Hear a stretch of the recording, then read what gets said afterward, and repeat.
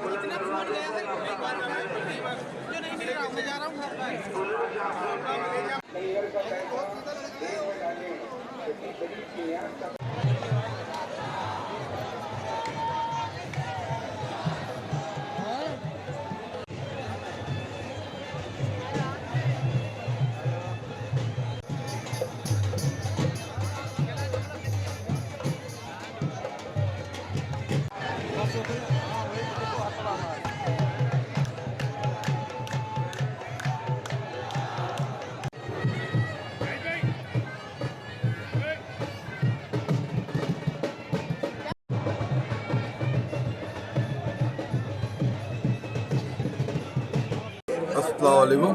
हज़रत ख्वाजा गरीब नवाज़નો 814મો ઉરસ છે। અહીંયા દેશ વિદેશથી બધા બહુ લોકો આવે છે, બધાની મનોકામના પૂરી થાય છે।